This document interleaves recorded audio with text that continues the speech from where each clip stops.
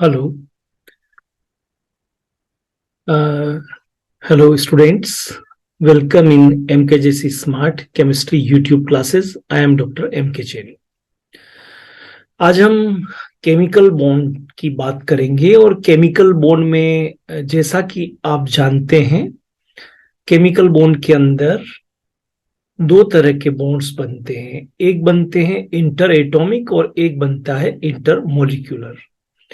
Inter atomic का मतलब होता है कि ऐसा बॉन्ड जो between the atoms, inter atomic between the atoms, वो रियल बॉन्ड होता है, क्लियर, जिसमें इलेक्ट्रॉन्स पार्टिसिपेट करते हैं।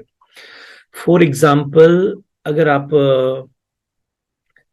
हाइड्रोजन जिसके पास having one electron, another hydrogen atom having one electron, अगर ये दोनों आपस में मिलेंगे तो H2 मॉलिक्यूल बनेगा।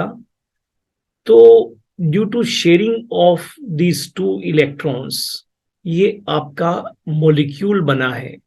ये रियल बॉन्ड है। This is called interatomic and real bond.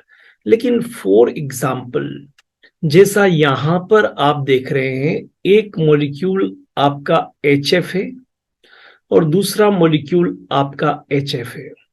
इनके बीच में कोई भी इलेक्ट्रॉन की शेयरिंग नहीं हो रही है और फिर भी आप एक बॉन्ड ये देख रहे हैं, तो ये आपका इंटरमोलिक्यूलर बॉन्ड हुआ। ये स्यूडो बॉन्ड, फाल्स बॉन्ड कहलाता है। फॉर एग्जाम्पल, एक अमोनिया का मॉलिक्यूल है, दूसरा भी अमोनिया का मॉलिक्यूल है, दोनों के बीच कोई भी इलेक्ट्रॉन का शेयरिंग नहीं हो रहा है, फिर भी आप देख रहे हैं दोनों के बीच में एक ये जो वीक बॉन्ड है, राइट, ये जो एक वीक बॉन्ड आप यहां पर देख रहे हैं, दिस वन, ये ड्यू टू अट्रैक्शन हो रहा है और इसको हम बोलते हैं इंटरमोलिकुलर, या फिर इसको हम फाल्स बॉन्ड कहते हैं। सिमिलरली इस एग्जांपल में आप देख रहे हैं, ये एक H2O का मॉलिक्यूल है, ये दूसरा H2O का मॉलिक्यूल है और ये तीसरा H2O का मॉलिक्यूल है, राइट।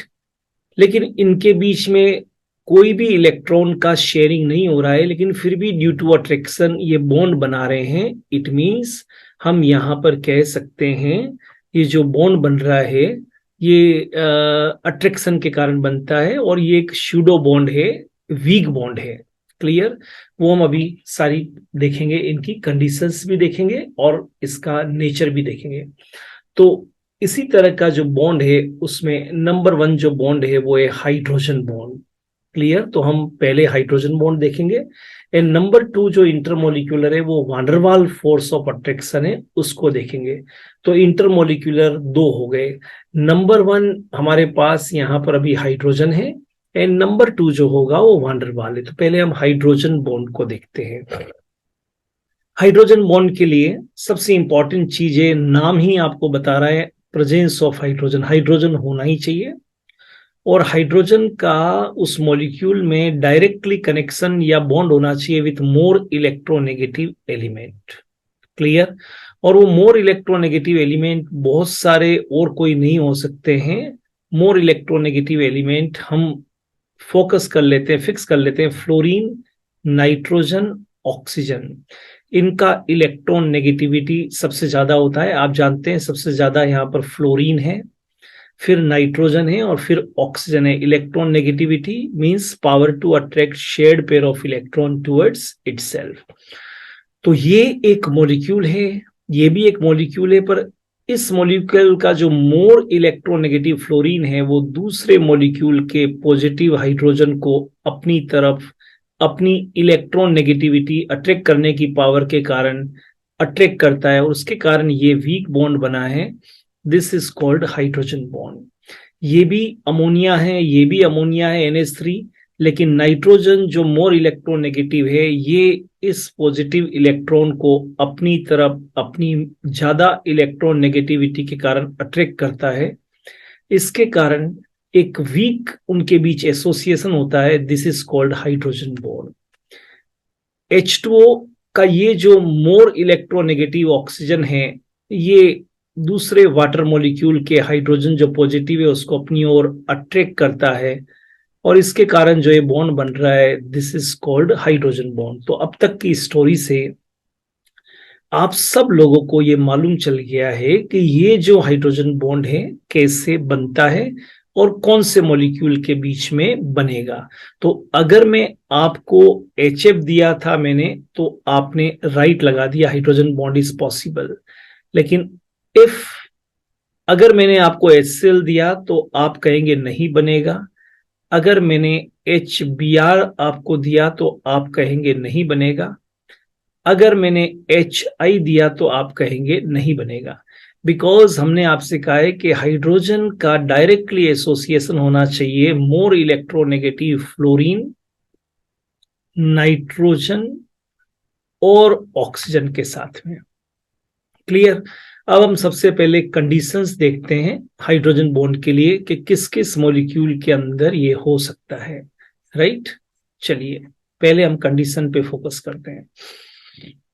तो सबसे पहली जो कंडीशन है हाइड्रोजन बॉन्ड के लिए, वो मैंने जो अभी कहा वही होनी चाहिए कि hydrogen linked to more electronegative element like fluorine, oxygen, nitrogen and oxygen. Clear. Number 2, जब हाइड्रोजन इन मोर इलेक्ट्रोनेगेटिव से एसोसिएट होगा तो lone pair should be present on more electronegative element. I think आपको यह समझ में आ गया होगा, लेकिन नहीं समझ में आया है तो हम यहां पर देख लेते हैं। कोई भी हेलोजन हो, उसके आउटर मोस्ट शेल में हेलोजन उसके 7 इलेक्ट्रॉन्स होते हैं। तो ये मोर इलेक्ट्रोनेगेटिव आपका एलिमेंट है। तो 7 में से 1 इलेक्ट्रॉन फॉर शेयरिंग यहाँ पर और 1 हाइड्रोजन ने दिया, लेकिन रिमेनिंग 1 2 3 4 5 6 देखिए इस पर भी लोन पेयर है। तो मोर इलेक्ट्रोनेगेटिव पे लोन पेयर होना ही चाहिए। ठीक है, बराबर आप कोई भी एग्जाम्पल देखेंगे वहां मिलेगा आपको। थर्ड पॉइंट है कि s percentage increases in hybridization, strength of hydrogen bond increases. मतलब ये बहुत क्लियर सी बात है कि जिन मॉलिक्यूल के बीच में हाइड्रोजन बॉन्ड बन रहा है वहां पर जो आपका हाइब्रिडाइजेशन है उसमें एस कैरेक्टर ज्यादा होगा तो strength of hydrogen bond increase हो जाएगी। कैसे, फॉर एग्जाम्पल देखना पड़ेगा। हाइब्रिडाइजेशन 3 है, देखिए sp, sp2 and sp3। Carbon में 3 ही होते हैं। अगर हम sp की बात करेंगे तो यहां पर 50% s 50% p, मतलब s करेक्टर 50% है। अगर sp2 में बात करेंगे तो s करेक्टर यहां पर 33% है और sp3 की बात करेंगे तो 23% है। अब आपको एक बात समझनी पड़ेगी कि न्यूक्लियस इज पॉजिटिवली चार्ज, उसके सबसे नियरेस्ट होता है s, पेनिट्रेटिंग पावर सबसे ज्यादा है। राइट, उससे डिस्टेंस पे होता है P, उससे भी आगे होता है D, उससे भी आगे होता है F। ये डिस्टेंस का है, डिस्टेंस ज्यादा होगी F की। तो penetrating power S is more than P is more than D is more than F। ये ऊपर वाला डिस्टेंस को बता रहा है, सबसे ज्यादा दूरी पर F ऑर्बिटल होगा, लेकिन नीचे वाला पेनिट्रेटिंग पावर को, पेनिट्रेटिंग पावर का मतलब है power reach near to nucleus. तो जब एस करेक्टर ज्यादा होगा तो डेफिनेटली उसकी अट्रैक्टिंग पावर ज्यादा होगी और हाइड्रोजन बॉन्ड जो है वो स्ट्रांग होगा।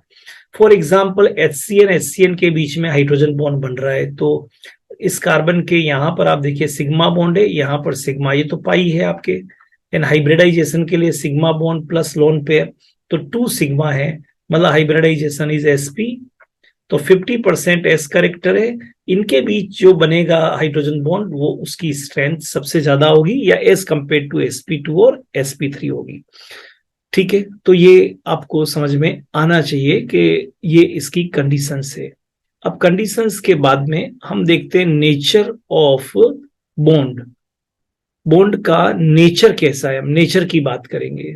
राइट, बॉन्ड का नेचर की बात करेंगे। तो सबसे पहले तो आपने एग्जाम्पल जो देखा है उन सब एग्जाम्पल में आपको एक बात समझ में आ रही है कि पॉजिटिवली चार्ज हाइड्रोजन को मोर इलेक्ट्रोनेगेटिव अट्रैक्ट करता है। ठीक है, यही हम समझा रहे हैं आपको।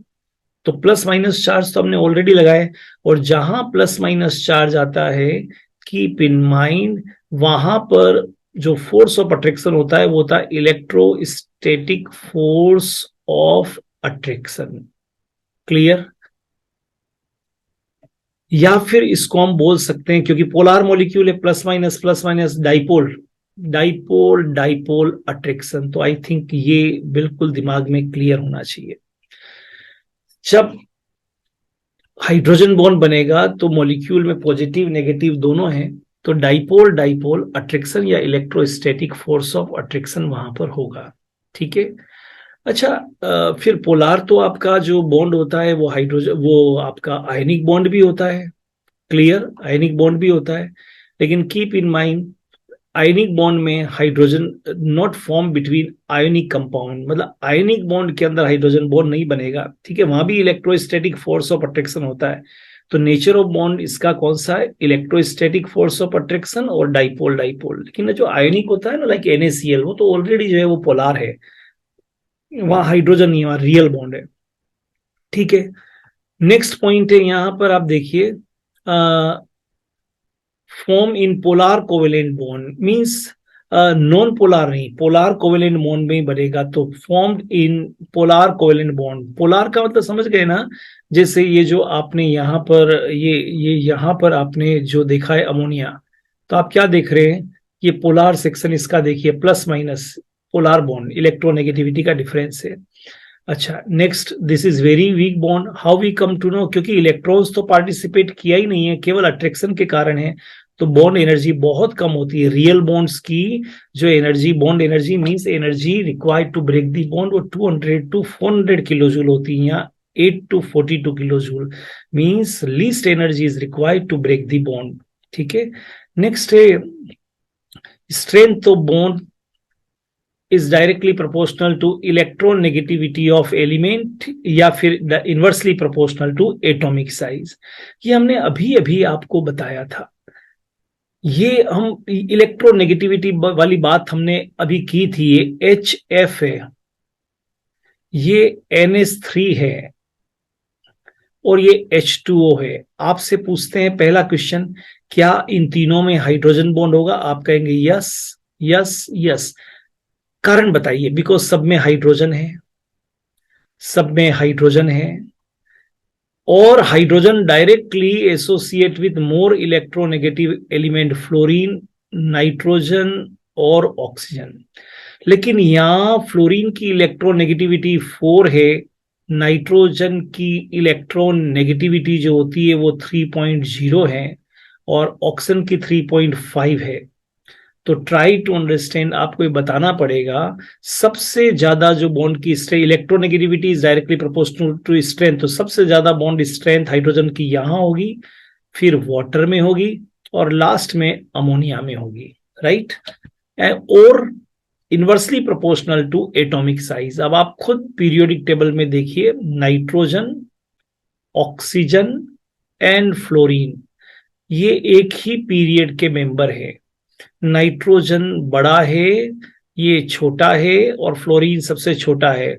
So when you move in a period, आप क्या देख रहे हैं? Size will be decreases, size decreases, strength hydrogen bond की इंक्रीज होगी, इसीलिए HF में ज्यादा है। तो ये पॉइंट आई थिंक पूरा क्लियर हो गया आपको। ठीक है, राइट। चलिए, हाइड्रोजन बॉन्ड फिजिकल स्टेट पर भी डिपेंड करता है। एक और पॉइंट देख लेते हैं, और वो ये कि सॉलिड में मॉलिक्यूल पास पास होते हैं, लिक्विड में थोड़ा डिस्टेंस पे होते हैं, और गैस में बहुत डिस्टेंस पे होते हैं।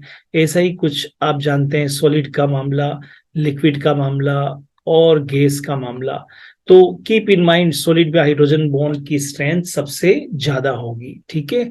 तो ये तो नेचर ऑफ बॉन्ड हो गया और कंडीशंस हो गई। अब हम टाइप्स ऑफ हाइड्रोजन बॉन्ड के ऊपर चलेंगे। राइट? तो टाइप्स ऑफ हाइड्रोजन बॉन्ड पे फोकस करिए। There are two types of hydrogen bond. एक है इंटरमोलिक्यूलर हाइड्रोजन बॉन्ड, और दूसरा है आपका इंट्रामोलिक्यूलर हाइड्रोजन बॉन्ड। फिर मैं कह रहा हूं, यहां पर आपका दो तरह का हाइड्रोजन बॉन्ड है, नंबर 1 है आपका intermolecular hydrogen bond and number 2 है आपका इंट्रामोलिक्यूलर हाइड्रोजन बॉन्ड। इंटर का मतलब है between two molecules, between two molecules, लेकिन इंट्रा का मतलब है विदिन मॉलिक्यूल्स। आप अपने दोस्त के साथ में हाथ मिलाते हैं, that is called inter molecular hydrogen bond. लेकिन आप अपने ही दोनों हाथों को एक दूसरे से बांध देते हैं, जॉइन हैंड्स प्रेयर में जैसे करते हैं, तो that is called intra molecular hydrogen bond. अब दोनों ही को हम समझ लेते हैं, राइट। जरा यहां पर देखिए, ये आपका एक एल्कोहल का मॉलिक्यूल है और ये भी दूसरा एल्कोहल का मॉलिक्यूल है। इनके बीच में हाइड्रोजन बॉन्ड बन रहा है, तो ये क्या होगा, ROH सब एक जैसा है, तो इसके लिए हम एक नई टर्म देंगे, homo intermolecular hydrogen bond, because similar molecule के बीच में बन रहा है। H2O H2O, HF HF, NH3 NH3। लेकिन आप नीचे वाले एग्जाम्पल पर अगर फोकस करेंगे तो देखिए, एक एल्कोहल है ROH और दूसरा वाटर है, तो ये हो गया आपका, ये जो आपका है ये अलग है, ये है हेट्रो इंटरमोलिक्यूलर हाइड्रोजन बॉन्ड। तो अब आपको समझ में आ गया, अगर एक ही तरह के मॉलिक्यूल के बीच में बॉन्ड बन रहा है, ऑलराइट, मॉलिक्यूल मॉलिक्यूल के बीच में, तो उसको बोलते हैं हम इंटरमोलिक्यूलर, होमो इंटरमोलिक्यूलर हाइड्रोजन बॉन्ड। साथ में हम कलेक्टिवली यहां पर हम इंट्रा को भी देख लेते हैं, विद इन द मॉलिक्यूल। देखिए, ये एक ही मॉलिक्यूल दिया हुआ, ये पूरा यहां पर आपके पास में एक मॉलिक्यूल है, पूरा एक मॉलिक्यूल है। अब इस मॉलिक्यूल के पास में दूसरा सामने कोई भी मॉलिक्यूल नहीं है, कोई भी मॉलिक्यूल, लेकिन इसी मॉलिक्यूल का CHO, मोर इलेक्ट्रोनेगेटिव OH, इस हाइड्रोजन को अट्रैक्ट करता है, तो इसको हम बोलते हैं इंट्रामोलिक्यूलर हाइड्रोजन बॉन्ड। कोई दूसरा मॉलिक्यूल नहीं है, लेकिन इसी का ऑक्सीजन NO2 का इस H को अट्रैक्ट करता है, तो this is called intramolecular hydrogen bond. कोई दूसरा मॉलिक्यूल नहीं, OH एन फ्लोरो, ऑर्थोफ्लोरोफिनोल, इसी के फ्लोरीन इसी के हाइड्रोजन को अट्रैक्ट करता है, तो this is called with in molecule, this is called intramolecular hydrogen bond. तो दो तरह का हो गया, एक इंटर और एक इंट्रा। आई थिंक ये कॉन्सेप्ट क्लियर हो गया होगा, इजी कॉन्सेप्ट है, क्लियर। और इसमें एक चीज बहुत इंपॉर्टेंट होती है, किलेशन। किलेशन का मतलब होता है रिंग फॉर्मेशन। ये जो इंट्रामोलिक्यूलर हाइड्रोजन बॉन्डिंग होगी, इसमें अगर आप ध्यान से देखेंगे तो देखिए एक रिंग का फॉर्मेशन हुआ, ये आप देख रहे हैं ना, एक रिंग बना है पूरा की पूरा। इसमें भी आप क्या देख रहे हैं, एक रिंग बना है पूरा के पूरा। इसमें भी आप क्या देख रहे हैं, एक रिंग बना है पूरा के पूरा, तो रिंग का फॉर्मेशन होता है, ठीक है। चलिए आगे देखते हैं, इसको किलेशन बोलते हैं, जहां की रिंग होगा। नाउ अब दोनों में डिफरेंस देख लेते हैं, intermolecular hydrogen bonding and intramolecular hydrogen bonding. तो इंटर और इंट्रा के बीच में हम दोनों में डिफरेंस देखते हैं। तो पहला जो डिफरेंस है, इंटर में दो के बीच हो रहा है, इसलिए मोर एसोसिएशन होगा। देखिए, आप जब दूसरे दोस्त से हाथ मिलाएंगे, दूसरा तीसरे से मिलाएगा, तो एसोसिएशन ज्यादा होगा। इसमें आपने अपने ही हाथों को मिला दिया, तो आप किसी और के साथ में नहीं ज्वाइन हैंड कर सकते हैं, तो लेस एसोसिएशन। अब मोर एसोसिएशन, तो डेफिनेटली बॉन्ड की स्ट्रेंथ बढ़ जाएगी, तो बॉन्ड एनर्जी इंटरमोलिक्यूलर में ज्यादा होगी एज कंपेयर टू इंट्रामोलिक्यूलर।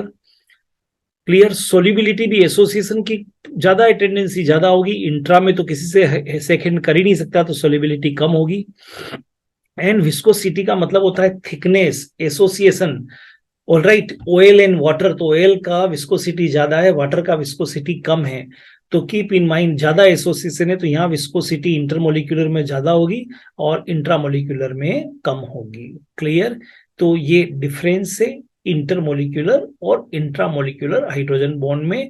ज्यादा एसोसिएशन है, कम एसोसिएशन है, ज्यादा एसोसिएशन है तो स्टेबिलिटी ज्यादा है, तो bond energy, more energy required to break the bond, more solubility, less solubility, and more viscous, less viscous. ठीक है, ऑल राइट। चलिए अब हम कुछ इसकी एप्लीकेशंस को हम देख लेते हैं, कुछ क्वेश्चंस को भी देख लेते हैं, बोर्ड में नीट में किस तरह से आते हैं। तो पहला हम क्वेश्चन लेते हैं सोलिबिलिटी।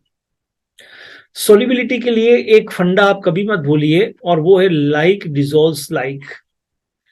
मैं कई बार एक छोटा सा एग्जांपल देता हूं कि अगर आप अपनी बर्थडे पार्टी सेलिब्रेट कर रहे हैं तो you invite your friends, human beings.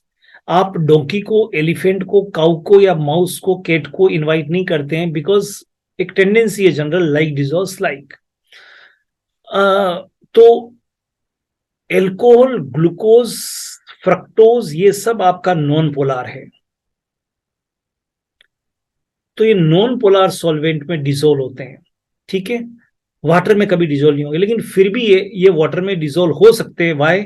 तो उसके पीछे रीजन है due to intermolecular hydrogen bonding. अब अभी अभी हमने कहा है कि एल्कोहल ऑर्गेनिक कंपाउंड है और ये नॉन पोलार है, ठीक है।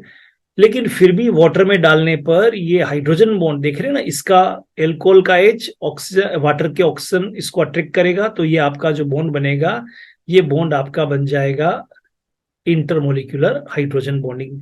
तो अब आपको जो इससे पॉइंट आपको लर्न करना है, वो पॉइंट ये लर्न करना है कि most of the organic compound और non polar compound dissolve in non polar solvent, पर फ्यू ऑर्गेनिक कंपाउंड जो कैपेबल है हाइड्रोजन बॉन्ड बनाने के लिए वाटर के साथ में, they are soluble in polar solvent, ठीक है।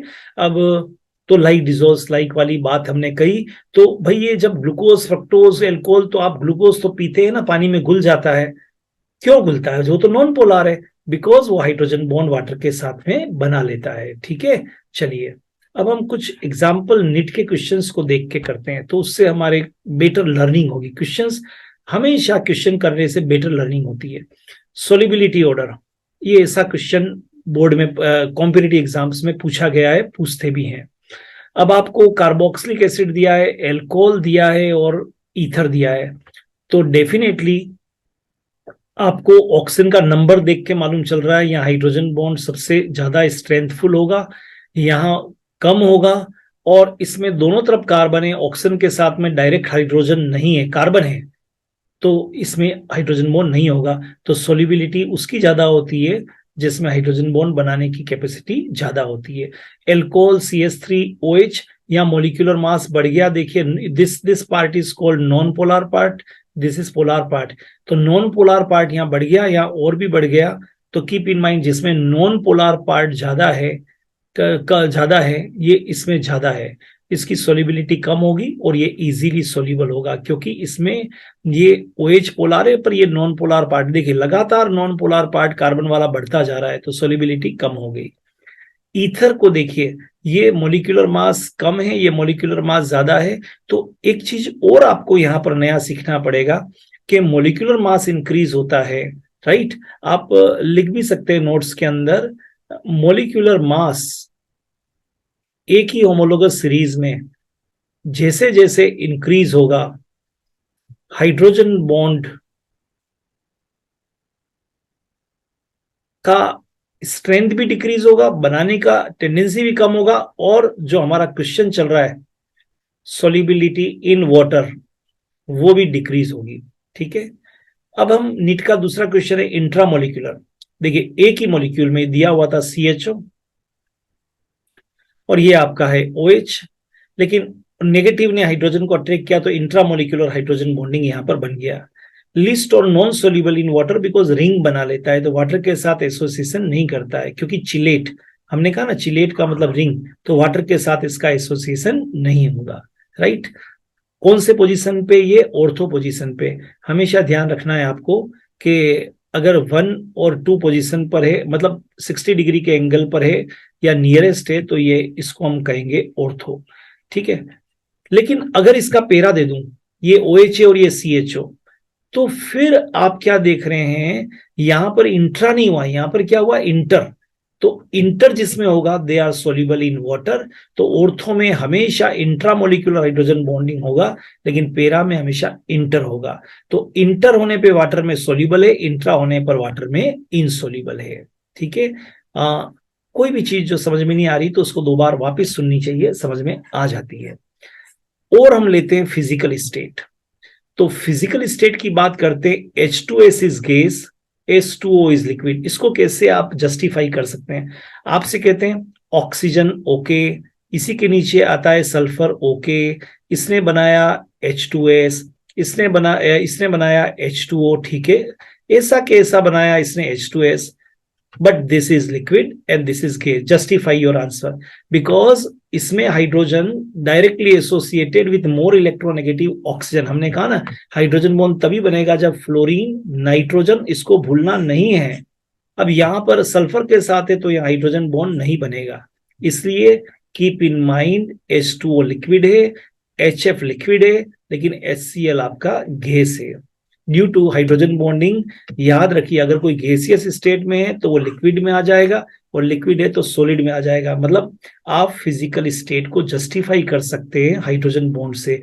मोर the hydrogen bond, more the association, clear they are near to each other, ये सब चीजें आप बता सकते हैं। Viscosity, hydrogen bond is directly proportional to viscosity. देखिए मैंने आपको बार बार बताया है कि हाइड्रोजन बॉन्ड के कारण एसोसिएशन बढ़ जाता है, या 1 OH है, या 2 OH है, और यहाँ 3 OH है, तो डेफिनेटली यहाँ हाइड्रोजन बॉन्ड ज्यादा होगा।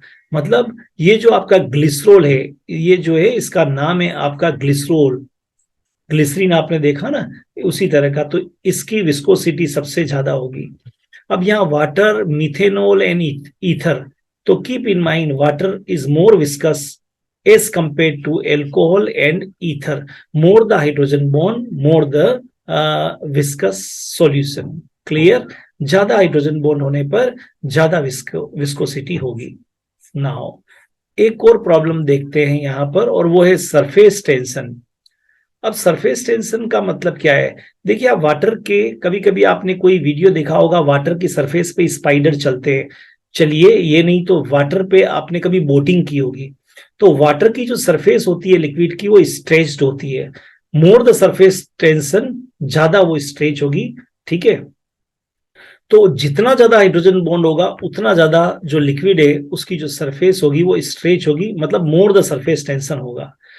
तो इसमें हाइड्रोजन बॉन्ड सबसे ज्यादा, इसमें नॉन पोलर पार्ट आ गया, एल्काइल पार्ट, तो हाइड्रोजन बॉन्ड कम, और इसमें और भी कम सबसे। तो वाटर का surface tension is more as compared to alcohol and ether. अच्छा क्वेश्चन है, याद रखिएगा, क्लियर। इसी तरह से हम यहां पर ले सकते हैं boiling and melting point is directly proportional to strength of intermolecular hydrogen bonding. ये तो बात क्लियर है कि जितना ज्यादा हाइड्रोजन बॉन्ड की स्ट्रेंथ होगी मोलिकुलर एसोसिएशन ज्यादा होगा, इसलिए वाटर का बॉइलिंग पॉइंट ज्यादा है, एल्कोहल का कम है, और ईथर में तो हाइड्रोजन बॉन्ड होता ही नहीं है तो सबसे कम है, ये जल्दी से इवोपरेट वेपोराइज हो सकता है, क्लियर। इसी तरह से अगर मैं आपको H2O दे दूं या HF दे दूं और NH3 दे दूं, तब भी आप उसको एक्सप्लेन कर सकते हैं हाइड्रोजन बॉन्ड के कारण, क्लियर। तो H2O में मोर एसोसिएशन होता है एज कंपेयर टू, हालांकि इलेक्ट्रॉन नेगेटिविटी फ्लोरीन की ज्यादा है, पर फ्लोरीन का साइज बहुत छोटा होता है, इस कारण से वो इलेक्ट्रॉन को रिपल्सन करता है कभी कभी, इसलिए उसकी जो आपका मेल्टिंग बॉइलिंग पॉइंट है वो एज कंपेयर टू वाटर कम हो जाता है, ठीक है बराबर। तो ये एक एक्सेप्शनल केस हो गया, इसको याद आपको रखना चाहिए, ठीक है। चलिए, molecular weight due to intermolecular hydrogen bonding increases. अब ये बहुत इंपॉर्टेंट चीज है, एक छोटे से एग्जांपल से। अब हाइड्रोजन बॉन्ड एक ही काम करता है, और हाइड्रोजन बॉन्ड के बारे में बार बार अगर हम लिखे तो एक ही काम कर रहा है, एसोसिएशन, वो एक ही काम कर रहा है, क्लियर। अब हम एक मॉलिक्यूल की बात करिए, CH3COH, अगर इसका सेपरेट निकालेंगे तो कार्बन यहाँ पर 2 है तो 12 होता है उसका वेट, तो 12 इंटू 2 24। ऑक्सीजन यहाँ पर आप देख रहे हैं 2 है तो 16 इंटू 2 ऑक्सीजन का होता है तो ये 32, और हाइड्रोजन 3 and 1 4 है तो हाइड्रोजन का 1 होता है, और 4 है तो 4, इनका सम करेंगे तो वो आ रहा है आपका 60। अब आपको कभी कोई दे तो आप कैलकुलेट करके कितना निकालेंगे, 60, बट प्रैक्टिकली जब आप देखेंगे तो इसका 120 होता है। ये 120 क्यों होता है? बिकॉज कार्बोक्सिलिक एसिड का ये जो मॉलिक्यूल है ये हमेशा डाइमर के फॉर्म में रहता है, CH3COOH, ये पूरा है यहाँ पर देखिए, मैं इसको इस तरह CH3COOH, ये OH भी इसी का पार्ट है, और CH3COOH, ये OH भी इसका पार्ट है। लेकिन यहाँ हाइड्रोजन बॉन्ड बन रहा है, तो डाइमर के फॉर्म में रहते हैं, और डाइमर के फॉर्म में रहने के कारण एक का वेट नहीं, जब दोनों हमेशा साथ ही रहेंगे तो इनका जो मॉलिक्यूलर वेट होगा वो मॉलिक्यूलर वेट 120 हो जाएगा। तो carboxylic acid always occur in dimeric form due to presence of hydrogen bond, और इस कारण से इनका जो आपका मॉलिक्यूलर वेट है वो डबल हो जाएगा। बहुत अच्छा क्वेश्चन है ये, कॉम्पिटिटिव एग्जाम्स में भी आपसे पूछते हैं और आपके बोर्ड में भी पूछते हैं। और एक एग्जाम्पल देखते हैं, क्लोरल हाइड्रेट। देखिए क्लोरल हाइड्रेट एक पर्टिकुलर एग्जाम्पल है, CCl3CHO। क्लोरल हाइड्रेट का पूरा आपको आना चाहिए, इसको मैं एक साथ अलग से लिखूं ऐसा तो जल्दी समझ में आएगा। CCl3CHO, ये तो हो गया क्लोरल एल्डिहाइड, ठीक है। तो ये देखिए आप CCl3 और CHO एक, ठीक है। लेकिन इसके साथ जब वाटर मॉलिक्यूल लग जाता है तो उसको बोलते हैं क्लोरल हाइड्रेट। तो CCl3C, और ये देखिए OH यहां भी लग गया, OH यहां भी लग गया, तो इसको हम बोलेंगे क्लोरल हाइड्रेट। ये तो क्लोरल है, इसके साथ में वाटर लग गया तो इसको क्लोरल हाइड्रेट बोलेंगे। लेकिन इसमें दो OH है, अब आप बोलेंगे Cl होता है तो हाइड्रोजन वो होता ही नहीं है, ठीक है। लेकिन यहां पर आप क्या देख रहे हैं, क्लोरल हाइड्रेट में क्योंकि हाइड्रोजन इस ऑक्सीजन के साथ में, तो ये भी बहुत ज्यादा पॉजिटिव हो गया, तो क्लोरीन होते हुए भी ये डाइमर के फॉर्म में रहेगा। Clear? But okay, when two OH at same carbon, तो स्टेबिलिटी तो कम होती है। ये एक कॉन्सेप्ट है कि एक कार्बन पर जब दो OH होते हैं या मोर इलेक्ट्रोनेगेटिव होते हैं तो उसकी स्टेबिलिटी कम हो जाती है। कॉन्सेप्ट है, आगे काम चल के काम में आएगा। लेकिन क्लोरल हाइड्रेट में देखिए ये OH है एक कार्बन पर, ये भी OH है, फिर भी स्टेबिलिटी ज्यादा है क्योंकि इसमें हाइड्रोजन बॉन्ड बन जाता है। और ये ध्यान रखना है क्लोरीन के साथ बन रहा है, और उसका कारण है कि पूरा एक ये जो मॉलिक्यूल है बहुत ज्यादा पोलार है अंदर, इनसाइड बॉन्डिंग के बीच में, इस कारण से इनके बीच में हाइड्रोजन बॉन्ड बनता है। तो क्वेश्चन क्या हुआ, क्लोरल हाइड्रेट में क्या दो OH एक कार्बन पे है? यस। तो फिर ये स्टेबल होना चाहिए? नो। फिर भी स्टेबल है? Yes. Why? Due to formation of hydrogen bond. तो हाइड्रोजन बॉन्ड तो ऑक्सीजन, नाइट्रोजन और फ्लोरीन के बीच में, यहां क्यों? बिकॉज यहां पर तीन तीन क्लोरीन है और उसके कारण इसकी पोलरिटी बढ़ जाती है, इसलिए यहां पॉसिबल हुआ है। अच्छा एग्जाम्पल है। लास्ट कुछ और एग्जाम्पल देखते हैं। Salicylic acid is stronger than benzoic acid. अब सेलिसिलिक एसिड इज स्ट्रॉन्गर मतलब कौन सा एसिडिक स्ट्रेंथ? ये भी एसिड है और बेंजोइक एसिड भी एसिड है। लेकिन अब आप देखिए सेलिसिलिक एसिड C6H5 COOH और OH है। अब यहां हाइड्रोजन बॉन्ड बन गया तो ये तो रिंग बन गई, लेकिन जब ये रिंग बन गई तो ये हाइड्रोजन बाहर रह गया तो H+ इजीली निकल जाएगा। ये देखिए निकल गया। क्लियर? इस कारण से सेलिसिलिक एसिड की एसिडिक स्ट्रेंथ ज्यादा होती है ना। इसको मैं लिखना चाहूं तो, और वो तो मैंने स्ट्रक्चर लिखा है, COOH OH, ये सेलिसिलिक एसिड है।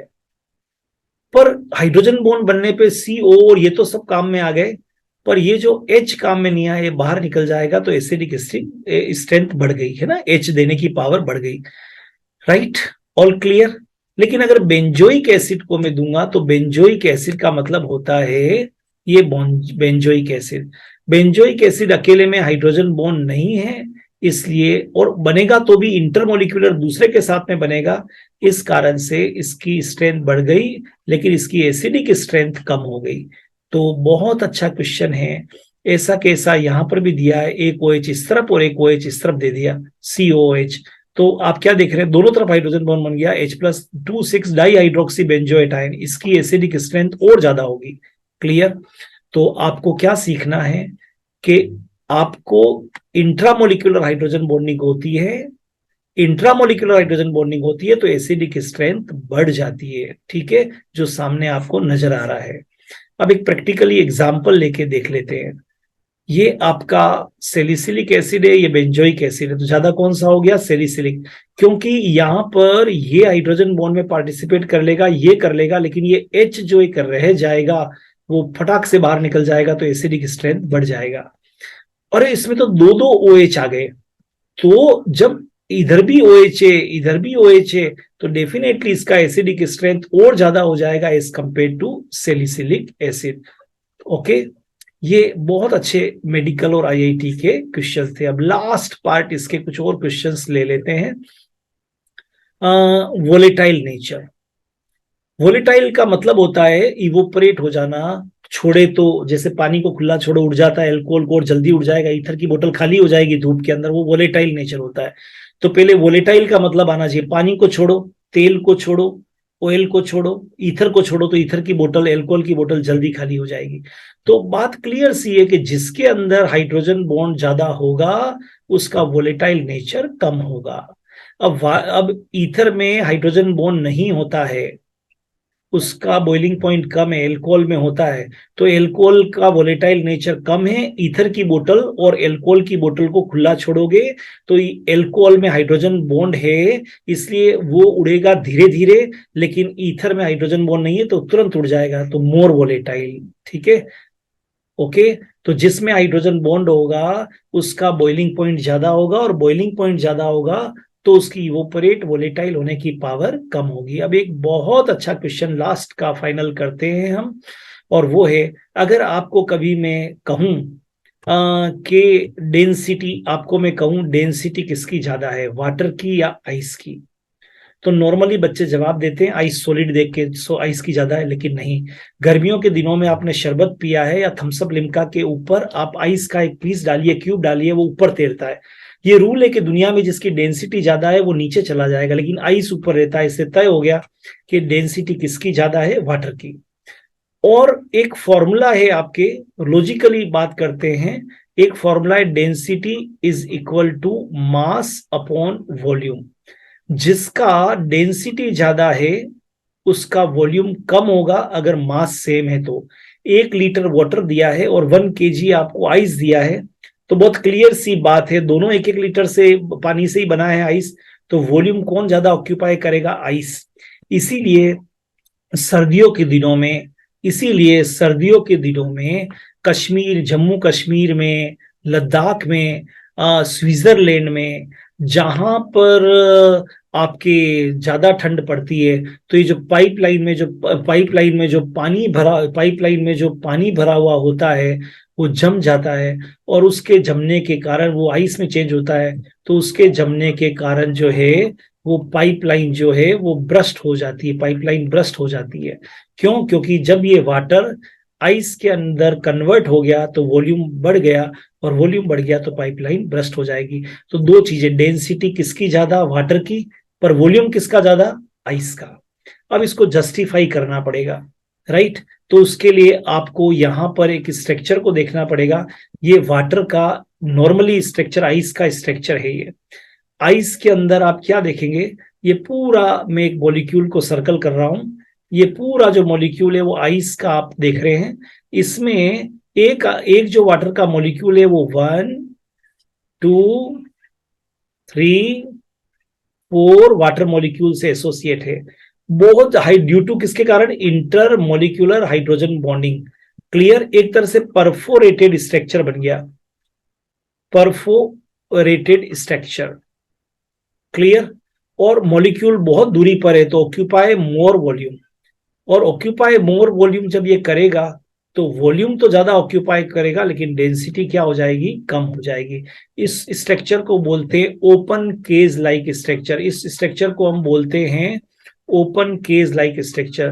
तो वाट आइस में एक H2O मॉलिक्यूल, आइस में एक H2O मॉलिक्यूल 4 और H2O मॉलिक्यूल से हाइड्रोजन बॉन्ड के थ्रू क्लब होता है, एंड ड्यू टू दिस वो एक दूसरे ज्यादा डिस्टेंस पे होते हैं, ज्यादा वॉल्यूम ऑक्यूपाई करते हैं। हमको लगता है सॉलिड है पर वो सॉलिड नहीं, परफोरेटेड। इसीलिए आइस क्यूब को जब वाटर में डालते हैं तो उसके ऊपर वो फ्लोट करता रहता है, तो आइस की डेंसिटी कम होती है, आइस ऑक्यूपाई ज्यादा वॉल्यूम करता है। लेकिन सोचिए, जैसे ही ये 0 डिग्री से जैसे ही टेम्परेचर थोड़ा सा बढ़ाएंगे तो एक और क्वेश्चन यहां पर आपको देखना पड़ेगा, ये जल्दी जल्दी टूटेंगे, फटाफट हाइड्रोजन बॉन्ड टूटेंगे, वीक होते हैं, और टूटेंगे तो ये जल्दी जल्दी पास में आ जाएंगे। तो याद रखिए, आइस का जो 0 डिग्री पर है सेल्सियस पर, अगर आप टेम्परेचर 4 डिग्री तक बढ़ाएंगे तो ये H2O के मॉलिक्यूल टूट टूट के अचानक पास पास आ जाएंगे, and they occupy least volume. याद रखिए, क्लियर। और उसकी डेंसिटी बढ़ जाएगी। तो open cage like tetrahedral structure ice का ब्रेक हो जाएगा, मॉलिक्यूल पास पास आ जाएंगे जब ये वाटर लिक्विड में आएगा, और वॉल्यूम तो कम ऑक्यूपाई करेगा और डेंसिटी इसकी इंक्रीज हो जाएगी। तो बहुत ही प्यारा क्वेश्चन है, इसको ध्यान में रखना है। ठीक है, तो ये आपके आइस का एक क्वेश्चन था जो मैंने बताया, नहीं भूलेंगे आप। डेंसिटी वाटर की ज्यादा है, आइस का ऑक्यूपाई मोर वॉल्यूम, इसीलिए सर्दियों के दिनों में जब पाइपलाइन में वाटर जम जाता है तो ब्रस्ट हो जाता है क्योंकि वॉल्यूम बढ़ जाता है। आइस का स्ट्रक्चर ओपन केज लाइक होता है जिसमें 1H2O molecule associate with 4 other, और जब ये 0 से 4 डिग्री पर आप टेम्परेचर को बढ़ाते हैं तो फटाफट बॉन्ड ये ब्रेक होते हैं तो ये पास पास आ जाते हैं, और आपका जो है वो वाटर में चेंज होने के कारण यहाँ पर वॉल्यूम और डेंसिटी दोनों, वॉल्यूम तो कम हो जाता है क्योंकि वो वाटर में चेंज हो गया, और डेंसिटी बढ़ जाती है। Thank you so much. Hope you enjoy this video. And if you enjoy this video, then share it with your friends. नए वीडियो में नए टॉपिक के साथ हम फिर मिलते हैं। मैं doctor MK Jain. Thank you so much. Have a great time.